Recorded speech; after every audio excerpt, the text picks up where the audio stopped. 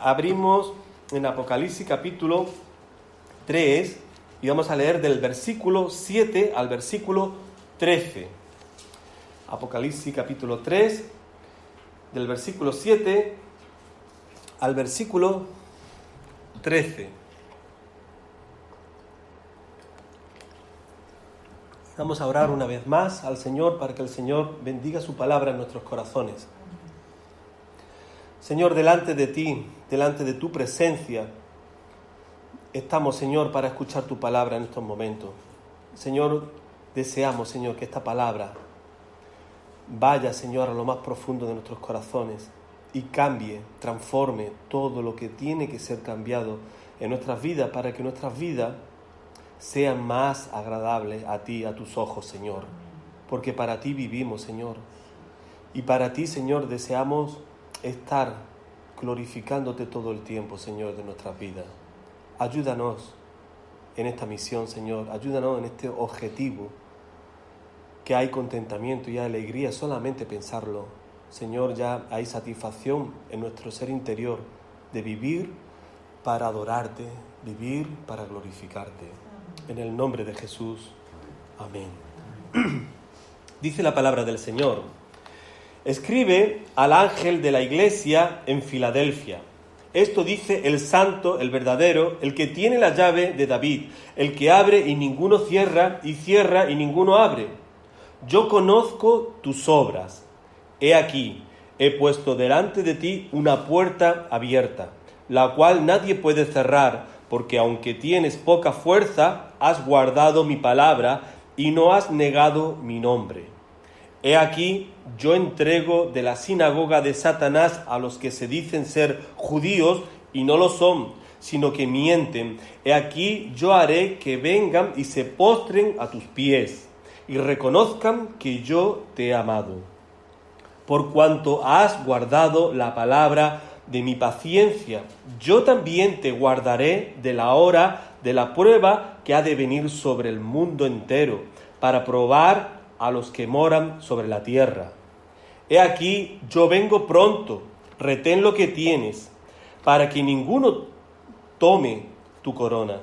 Al que venciere, yo lo haré columna en el templo de mi Dios, y nunca más saldrá de allí. Y escribiré sobre él el nombre de mi Dios, y el nombre de la ciudad de mi Dios, la nueva Jerusalén, la cual desciende del cielo, de mi Dios, y mi nombre nuevo. El que tiene oído, oiga lo que el Espíritu dice a las iglesias. Amén. Hermanos, se cuenta una historia en la que se dice que había un rey que era un tanto malvado y le dio por ejecutar a todo aquel que le produciera enojo en su corazón a este rey, que dicho de paso, este rey se llamaba Dionisio, y este rey, pues un día, como iba a ser otros días también de su existencia, de su vida, pues se enojó grandemente con un siervo suyo que se llamaba Damón. Y el rey Dionisio dijo: mira, te voy a ejecutar, te voy a poner en prisión unos días y después de que sufras, yo te voy a ejecutar delante de todo el pueblo para que vean mi poder y autoridad sobre todos los ciudadanos de esta localidad. Damón dijo al rey: si me vas a ejecutar, concédeme por lo menos el deseo de ir donde viven mis padres, mis hermanos, y me pueda despedir de ellos. Y el rey Dionisio le dijo: mira, si te dejo marchar para ver a tu familia, lo más probable es que tú te escapes y no vuelvas. Y yo no puedo hacer eso. Y Damón dijo: mira, se va a quedar en mi lugar mi amigo Pitias. Y Pitias se va a quedar en el lugar donde tú quieres ponerme, que es en la prisión hasta el día de mi ejecución. Y si yo no me presento, tú puedes matar a mi amigo. Y el rey, impresionado, se fue al amigo Pitias y le dijo: ¿realmente tú estás de acuerdo con lo que dice tu amigo, Damón? Y él dijo, yo confío en mi amigo y yo voy a estar en el lugar de él, en la prisión, hasta el día que él venga para él ser ejecutado. El rey accedió a las condiciones y dejó marchar a Damón, dejando a su amigo Pitias en el lugar de él, en la prisión.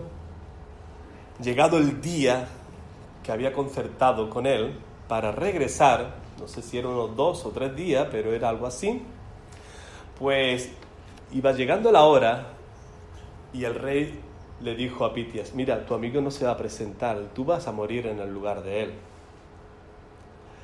Y Pitias le decía al rey, yo confío en mi amigo. Mi amigo dijo que iba a venir y yo confío de que él va a llegar a la hora marcada.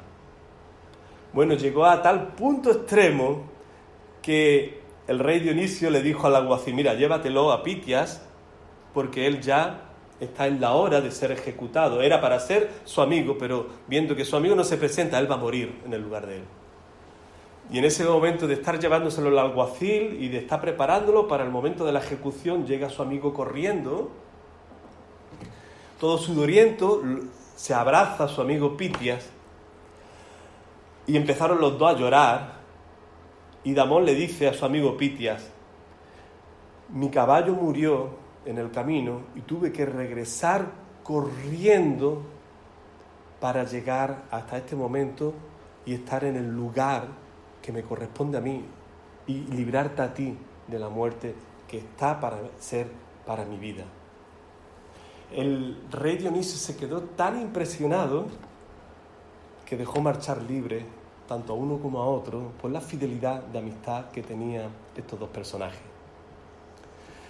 Esta historia me tocó en mi corazón porque precisamente el título de esta iglesia a la que el Señor está dirigiendo esta carta, a el mensaje de Filadelfia, significa Filadelfia, Filadelfos, viene de la palabra fileo, que es amor en griego, y se deriva de Filadelfos, que nosotros a nuestros días conocemos como Filadelfia, que significa el que ama a su hermano o amor fraternal.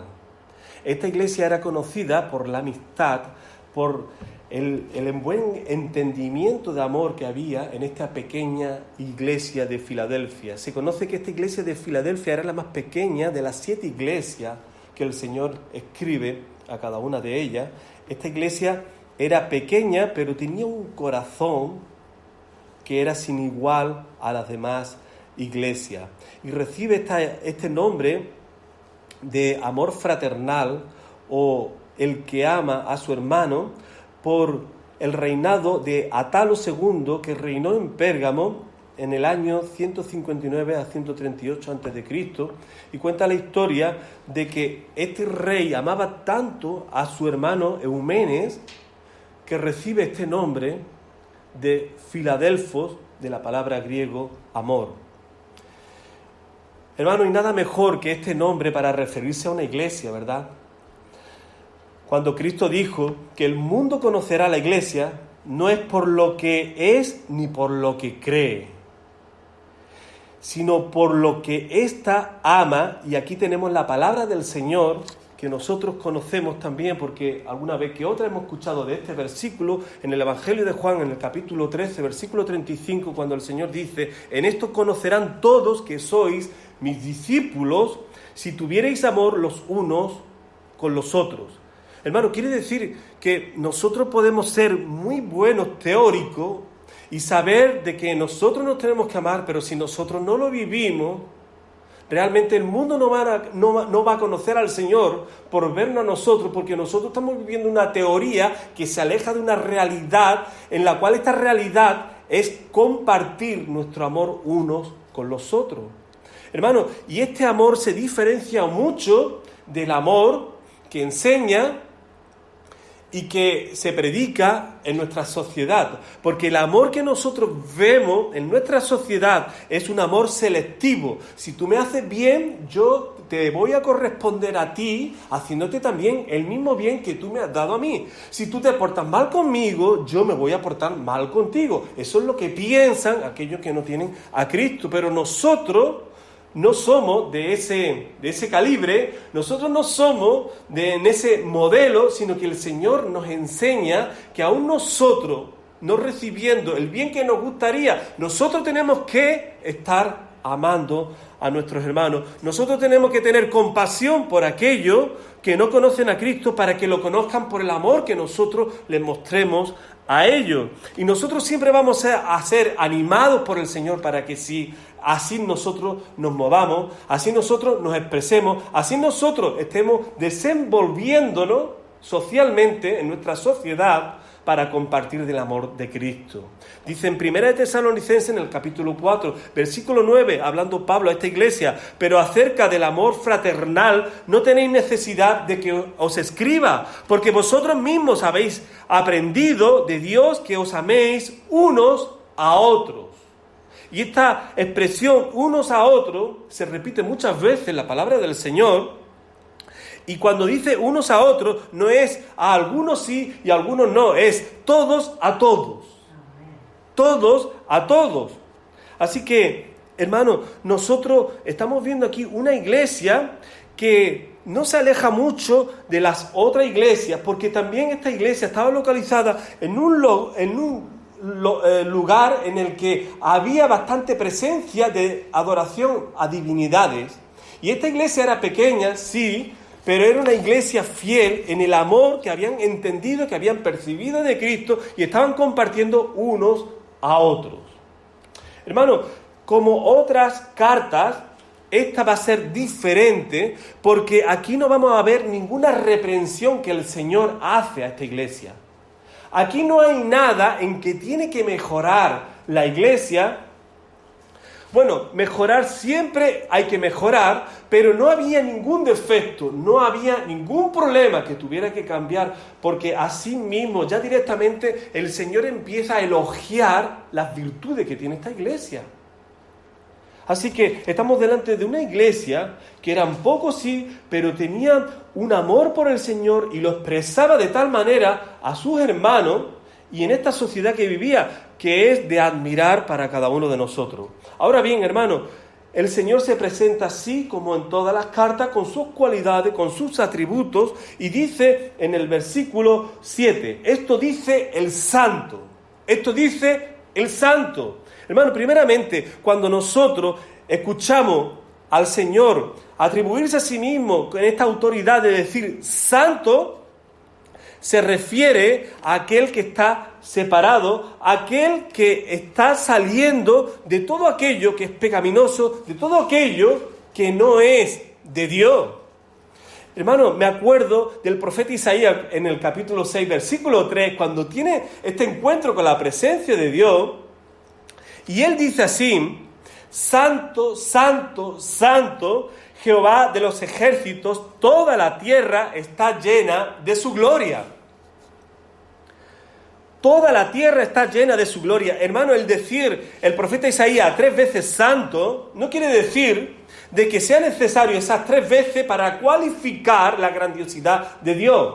No, lo que está dando aquí la idea, el profeta, es que él se llevaría todo el tiempo diciendo santo y no se cansaría, sino que contra más lo dijera, más satisfacción uno siente en esta identificación de amor y de compartir de sí mismo aquello que está elogiando, aquello que está alabando, aquello que está glorificando el nombre del Señor.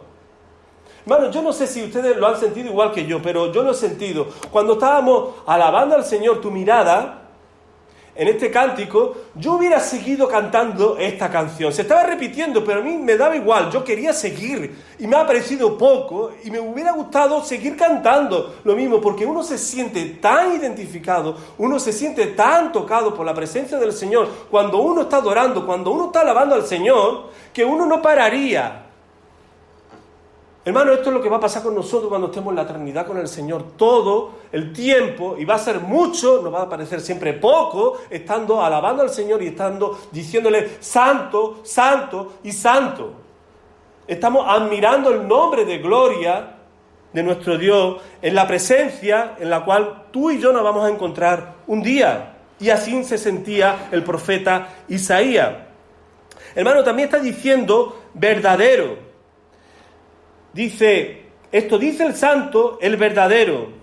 Hermano, y cuando dice verdadero, denota lo que es genuino, auténtico y real. En medio de la falsedad, la perversión y el error que está lleno siempre el mundo y que nosotros debemos estar siempre separándonos de aquello que nos contamina en esta santidad que queremos estar delante del Señor. Hermano, y todos recordarán en el Evangelio de Juan, el capítulo 14, versículo 6, dice el Señor, yo soy el camino, la verdad y la vida, y nadie viene al Padre si no es por mí. Él es el camino, pero también dice la palabra del Señor, es la verdad, se identifica a la iglesia del Señor, a los discípulos, a todos nosotros como la única verdad que nosotros debemos de seguir, la única verdad, camino y vida que nosotros tenemos que estar siempre transitando y caminando. Hermano, también dice la llave de David. La llave en las Escrituras representa la autoridad, aunque la Iglesia Católica por mucho tiempo y sigue enseñando y dice de que la llave y la autoridad la tiene el apóstol Pedro, ¿verdad? Y nos podríamos entender un poco por qué piensa así, pero no tenemos tiempo. Pero lo que nosotros estamos viendo aquí, que no es así, que la autoridad la tiene el Señor, que cuando nosotros lleguemos a la presencia de Dios, allí no va a estar Pedro con una lista y viendo si tu nombre está o no está en el libro de la vida. No, va a ser el Señor es el que nos conoce, el Señor es el que tiene la autoridad, el Señor es el que tiene la llave de David, y David quiere decir lo que es la genealogía hasta llegar a la presencia del Señor. Si nosotros abrimos el primer capítulo del Evangelio de Mateo, nosotros vamos a ver ahí toda la sucesión genealógica hasta llegar al Señor Jesucristo. Hermano, y también la palabra del Señor nos dice acerca de la presencia de Cristo, que se está refiriendo aquí a la autoridad soberana de Él, que Él es el que abre, Él es la puerta por donde nosotros hemos entrado y nosotros estamos y tenemos la libertad, la confianza, no solamente de entrar y llenarnos de Él, sino también salir y tener la autonomía, la libertad que tenemos en su nombre. Hermanos, si nosotros abrimos en el Evangelio de Juan, en el capítulo 10, en el versículo 1, bueno, mejor en el versículo 7, dice, volvió pues Jesús a decirle, de cierto os digo, yo soy la puerta de las ovejas. Versículo 8, todos los que antes de mí vinieron, ladrones son y salteadores, pero no los oyeron las ovejas. Yo soy la puerta, el que por mí entrare será salvo, y entrará y saldrá y hallará pastos. Hermano, y también la palabra del Señor nos dice al final del versículo 7, y ninguno cierra y ninguno abre. El que abre y ninguno cierra y ninguno abre. Hermano, esto está aquí también haciéndonos ver, no solamente aquí a la iglesia de Filadelfia, sino a nosotros también, de que es el tiempo aceptable para nosotros estar predicando la palabra del Señor, para nosotros estar compartiendo del Evangelio del Señor con las personas que no conocen. Este es el tiempo de Dios que nosotros debemos de aprovechar. Hermano, y cuando el apóstol Pablo, me estaba acordando en el capítulo 4, versículo 3, está pidiendo a la iglesia en Colosa de que estén orando por el ministerio de él para que se le abra puerta para predicar el Evangelio. Así que, hermanos, nosotros tenemos que orar para que el Señor nos bendiga en este compartir de la palabra con todas las personas que aún todavía siguen perdidos porque no han conocido y porque no le ha llegado la palabra del Señor, que nosotros debemos de llevarle. Hermano, vamos a ver 3 puntos que son estos. El Señor elogia a la iglesia de Filadelfia por 4 cualidades. El Señor exhorta a la iglesia de Filadelfia y el Señor da promesas a la iglesia de Filadelfia. El Señor elogia a la iglesia de Filadelfia por 4 cualidades que vamos a ver. el Señor exhorta a la iglesia de Filadelfia, el Señor da promesas a la iglesia de Filadelfia. Hermano, primeramente, el Señor elogia a la iglesia por 4 cualidades, y estas cualidades son estas que están aquí en la pantalla. Primeramente, por su poca fuerza. En segundo lugar, por la obediencia. En tercer lugar, por no haber negado su nombre. Y en cuarto y último lugar, por guardar la palabra de mi paciencia, dice el Señor. Hermano, primeramente, por su poca fuerza. Las personas pueden pensar así: mira, el que tiene fuerza es el que vence en este mundo. El que tiene fuerza, el que muestra fortaleza, es el que tiene más oportunidades de vencer, de superar un obstáculo. Pero el que se presenta con poca fuerza, ese ya está acabado, ese ya ha perdido. Pero hermano, nosotros aprendemos de la palabra del Señor todo lo contrario.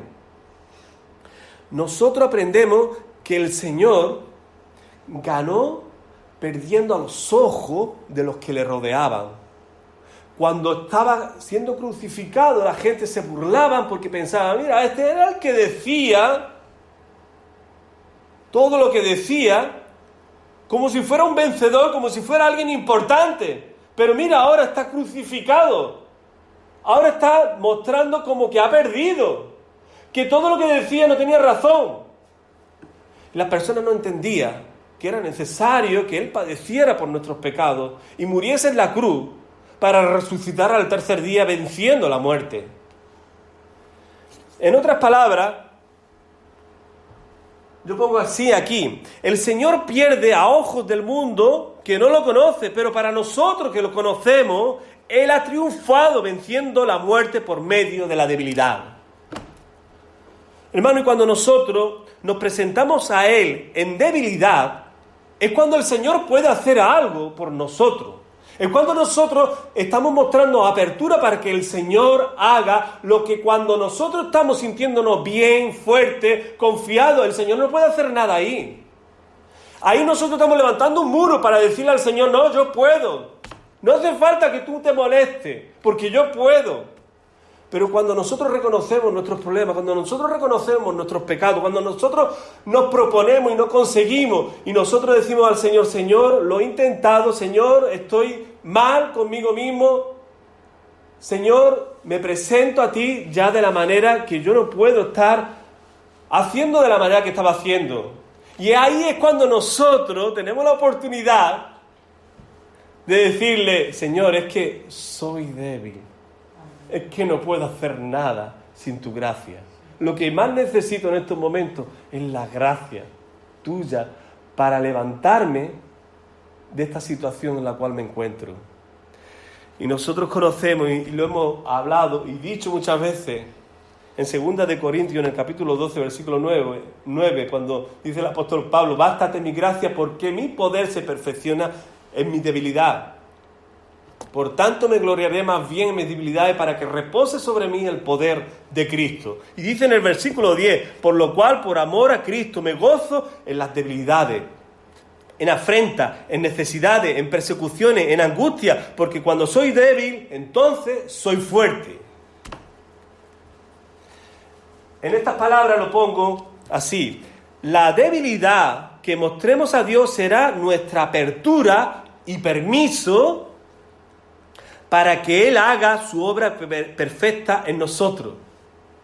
Lo repito: la debilidad que mostremos a Dios será nuestra apertura, decirle: aquí estoy.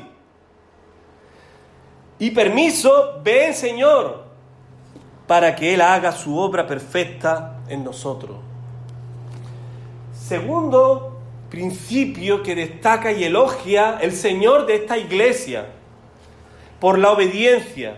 Hermano, esta iglesia tenía placer en guardar la palabra del Señor. Me acuerdo de las palabras de Job cuando dice en el capítulo 23, versículo 12: del mandamiento de sus labios nunca me separaré. Guardé las palabras de su boca más que mi comida.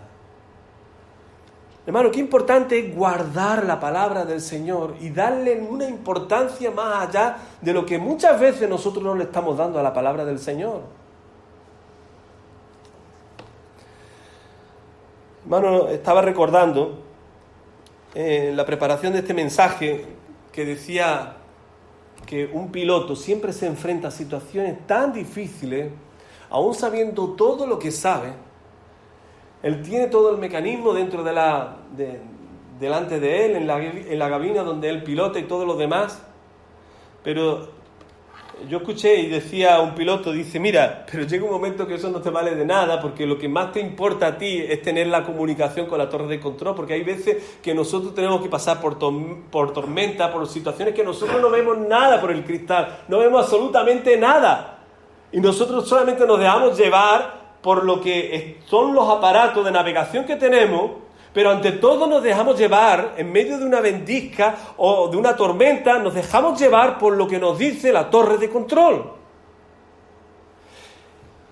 Y decía así, y para nosotros lo que nos diga es lo que nosotros hacemos. Hermano, esto pasa con nosotros. Nosotros llegamos a un momento que nos dejamos llevar solamente y exclusivamente por la palabra del Señor. Y tenemos que obedecer la palabra del Señor tal cual la recibimos y la escuchamos. Nosotros somos como presos de la palabra del Señor porque nos da libertad en su nombre. Dice Martín Lutero, decía así, mi conciencia está cautivada por la palabra de Dios. Hermano, y no solamente nosotros estamos siendo presos y somos cautivos de esta palabra del Señor en nuestras vidas, que con tanto gozo, con tanta alegría nosotros recibimos y debemos de guardar la palabra del Señor, sino que también cuando nosotros lo hacemos estamos demostrando que nosotros amamos al Señor. Que nosotros amamos al Señor por tener la palabra del Señor en nuestro corazón y recordárnosla cuando estamos pasando una situación complicada. Y es bueno memorizar la palabra del Señor para que nosotros nos hablemos la palabra del Señor llegado momentos complicados. Mira lo que dice en el Evangelio de Juan, en el capítulo 14, versículos 23 y 24. Dice, respondiendo Jesús y le dijo, el que me ama, mi palabra guardará y mi Padre le amará y vendremos a él y haremos morada con él. El que no me ama, no guarda mis palabras y la palabra que habéis oído no es mía, sino del Padre que me envió. Ahí faltó la D. Hermano, siguiente punto. Por no haber negado su nombre. Hermano, nosotros estamos viviendo buscando siempre la firmeza en la fe en el Señor para no negar nunca el nombre del Señor. Y alguno puede pensar, pero yo es que no lo niego. No, si a veces nosotros no es que tengamos que hablar para negar el nombre del Señor. A veces son nuestras actitudes, a veces son nuestros pensamientos, a veces es lo que teníamos que hacer y no hacemos. Y estamos negando el nombre del Señor porque sabemos bien la teoría y no lo hacemos. Sabemos bien lo que el Señor piensa, y no lo hacemos. Y estamos negando lo que deberíamos de estar haciendo para la gloria de su nombre. Dice en Apocalipsis capítulo 14, versículo 12, aquí está la paciencia de los santos, los que guardan los mandamientos de Dios y la fe de Jesús. Punto 1, 4, el cuarto y último punto de este, por guardar la palabra de mi paciencia. Una traducción reciente aclara lo que quiso decir Cristo en este versículo 10, cuando dice, por guardar la palabra de mi paciencia. Dice en esta otra traducción, has guardado mi mandato de ser constante. Has guardado mi mandato de ser constante. Hermanos, nosotros guardamos la palabra del Señor para nosotros ser constantes en la palabra de verdad, en la palabra que tenemos que aplicar en nuestras vidas. Hermano, y no solamente ser constante, sino también paciente, como estábamos viendo en el versículo anterior. Hermano, me recuerda las palabras del autor que escribe Hebreos en el capítulo 12, en el versículo 1, cuando dice, por tanto nosotros también, teniendo en derredor nuestra tan gran nube de testigos, despojémonos de todo peso y del pecado que nos asedia y corramos con paciencia la carrera que tenemos por delante.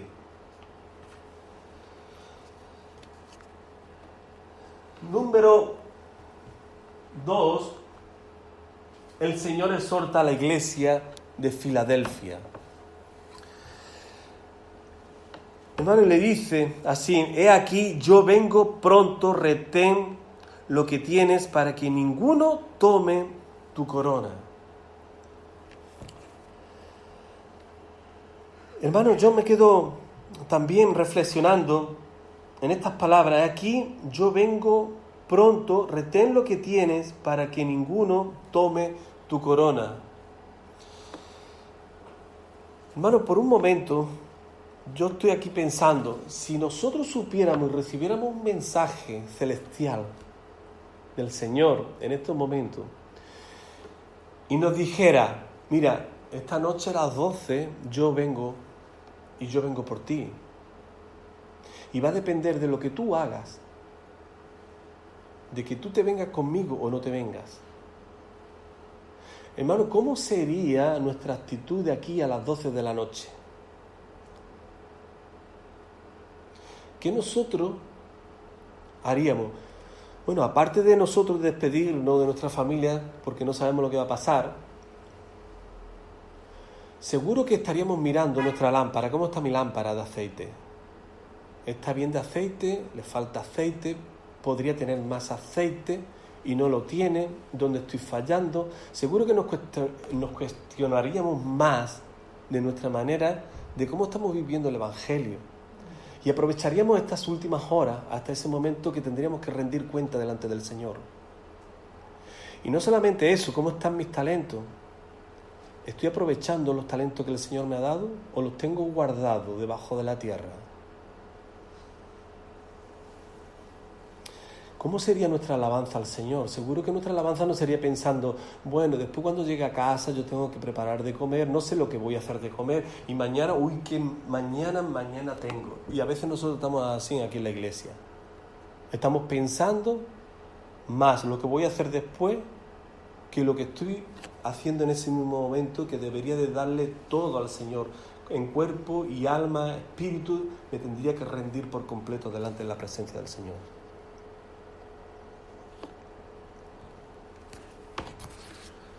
Hermano, esto es para que nosotros tengamos conciencia que no sabemos el momento, porque así el Señor nos lo ha dicho, así el Señor nos lo ha revelado, que Él vendrá como ladrón en la noche. No sabemos en qué momento vendrá.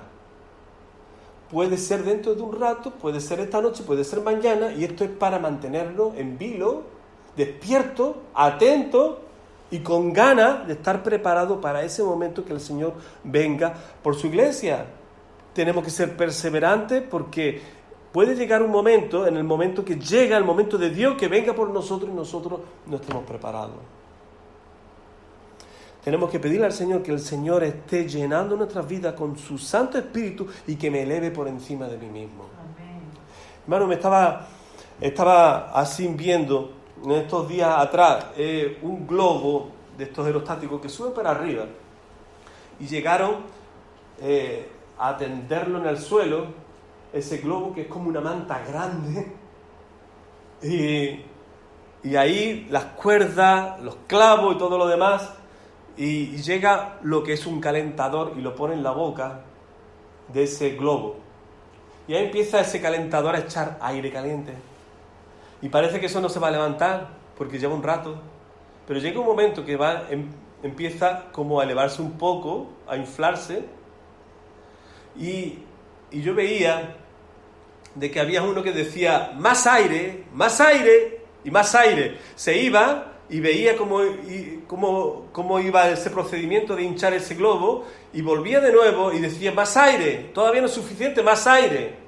Así hasta llegar a un punto de estar vertical el globo y tener que estar sujeto esas cuerdas, esos clavos en la tierra, para que no se fuera y perdieran el control del globo. Hermano, la vida de un creyente es así mismo, pedirle siempre al Señor: Señor, lléname y lléname más de tu presencia, lléname con tu Santo Espíritu. Señor, no es suficiente, quiero más y dame más de ti, porque no es suficiente, no me veo suficiente con lo que tengo, necesito más de tu presencia. Y yo quiero estar abierto a ese mover, a ese poder que solamente tú puedes hacer en mí, para que yo me eleve por encima de mí mismo y yo ande en la dimensión tuya por las alturas y no en este cuerpo que muchas veces tiende a hacer las cosas que no debería de hacer. Hermano, y muchos están, pero están como no están, y después al final muestran que no lo tuvo claro, como es en 1 de Juan, en el capítulo 2, versículo 19. Salieron de nosotros, pero no eran de nosotros, porque si hubiesen sido de nosotros, habrían permanecido con nosotros, pero salieron para que se manifestase que no todos son de nosotros. Hermano, y en tercer lugar y último, y ya aquí acabamos, el Señor da promesas a la iglesia de Filadelfia. En primero, hermano, que la iglesia de Filadelfia no solamente prevalecerá a sus mofadores, acusadores, a todos los que estaban allí en Filadelfia, porque ellos tenían que sufrir y padecer todo aquello que muchos sufrieron por ser cristianos, el boicot que estaban enfrentando, ellos de que a lo mejor no le vendieran cosas, alimentos, cosas del día a día, porque eran cristianos, por el mero hecho de ser cristianos. Pero el Señor dice aquí que le daría la victoria. En segundo lugar, será guardada de la hora de la prueba. Hermano, esto quiere decir que el Señor está con nosotros, sea cual sea el momento que tú y yo vivamos. Sea cual sea el momento que tú y yo vivamos, el Señor está con nosotros. Está en los momentos buenos y también en los malos. Dice Isaías 43, versículo 2. Cuando pases por las aguas, yo estaré contigo, y si por los ríos, no te anegará. Cuando pases por el fuego, no te quemará, ni la llama arderá en ti. Y en tercero y último lugar, el que venciere será hecho columna en el templo de Dios. Una columna es algo permanente, hermano, como nos dice aquí la palabra del Señor. Y está describiendo y ilustrando una columna, porque la columna muestra una permanencia. Y no hay mayor deseo para la iglesia del Señor que está en la presencia del Señor, y no está por un momento, sino está por la eternidad. Amén. Dice el Salmo 27, versículo 4, una cosa he demandado a Jehová, esto buscaré, que esté yo en la casa de Jehová todos los días de mi vida, para contemplar la hermosura de Jehová y para inquirir en su templo.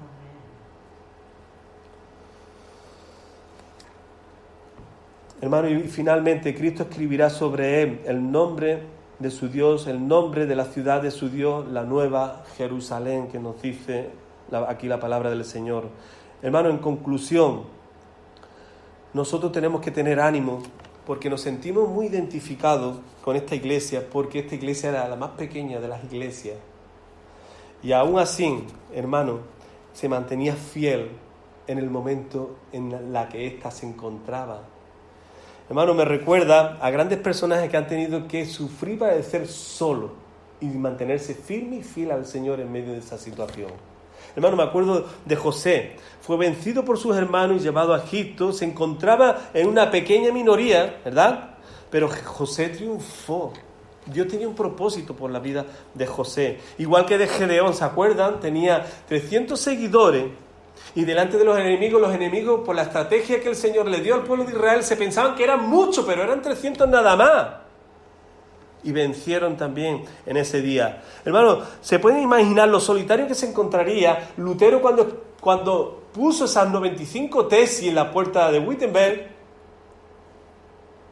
Y lo que él llegó a hacer en solitario, la repercusión que ha tenido hasta nuestros días, todo lo que para él a lo mejor pensó en ese momento, vaya problema que yo me estoy acarreando a mí mismo, vaya. A veces nosotros pensamos de que él hizo, que yo soy muy fuerte. No, él lo haría seguro que en toda la debilidad y toda la fragilidad y todo el temor y miedo que tendría de pegar, porque sabía las consecuencias y los problemas que tendría que enfrentar a partir de ese momento. Hermano, quiero terminar y ahora sí con esta cita. Si el Señor está con nosotros, no tenemos razón para temer. Su ojo nos contempla, su brazo nos rodea, su oído está atento a nuestra oración, su gracia es suficiente, su promesa inmutable. Bajo su protección, aunque el sendero del deber nos conduzca a través del fuego y del agua, podemos seguirlo alegres y confiados. Amén. Vamos a orar. Señor, te damos las gracias porque nos sentimos identificados con esta iglesia, Señor, de Filadelfia.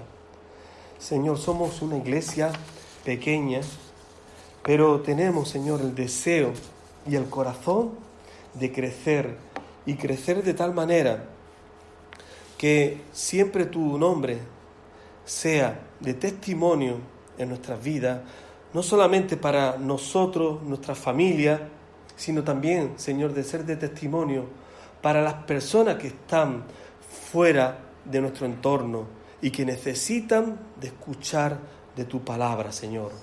Señor, ayúdanos, porque queremos ser esta luz que alumbre a aquellos que están todavía perdidos, aquellos que todavía no lo tienen claro, aquellos que están sin ti, Señor. Ayúdanos, Señor. Tu palabra nos dice: no temáis, manada pequeña, porque a vuestro Padre le ha placido daros el reino. Señor, ayúdanos a vivir en este corazón dispuesto y alegre, sea cual sea la situación que nosotros vivamos, de no apartar nuestra mirada de ti, Señor. En el nombre de Jesucristo que te lo pedimos. Amén.